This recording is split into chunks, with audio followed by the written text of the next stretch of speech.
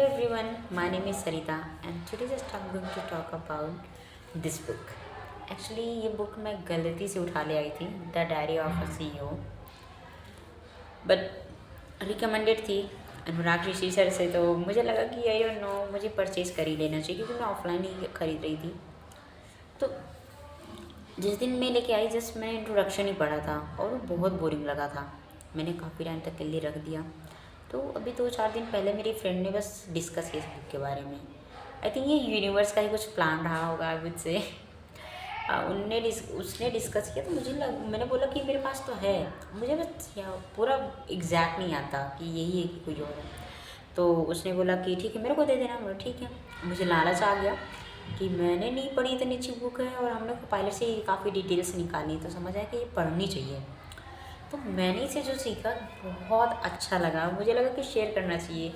अगर हम कुछ सीखना चाहते हैं तो हमें पढ़ना चाहिए, अगर अगर हम कुछ समझना चाहते हैं तो हमें लिखना चाहिए। इवन आई थिंक जब मैंने जर्नलिंग की थी तो समझ में आया कि मैं कौन हूँ।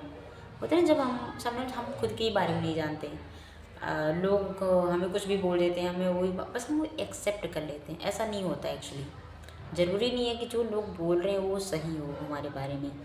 हम खुद के साथ टाइम स्पेंड करते हैं तब हमें समझ में आता है कि वी आर वैल्यूबल। इवन ज़रूरी नहीं है कि लोग कितनी वैल्यू करते हैं, बट सबसे पहले हमें खुद की वैल्यू करनी चाहिए।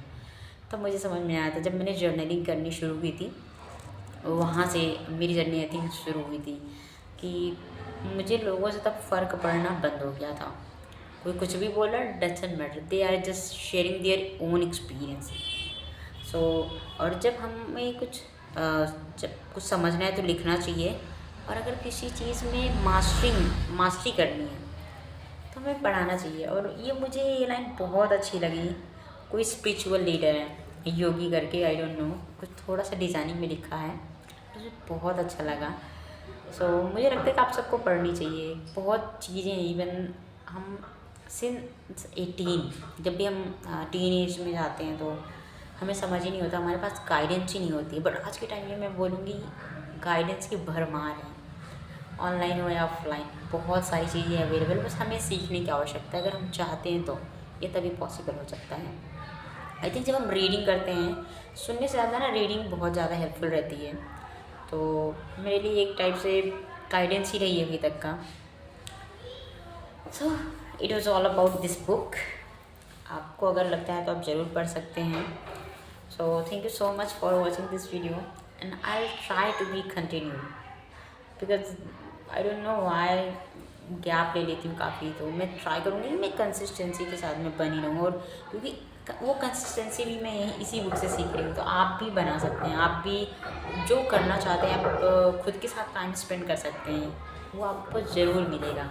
सो thank you so much for being with me. Thank you.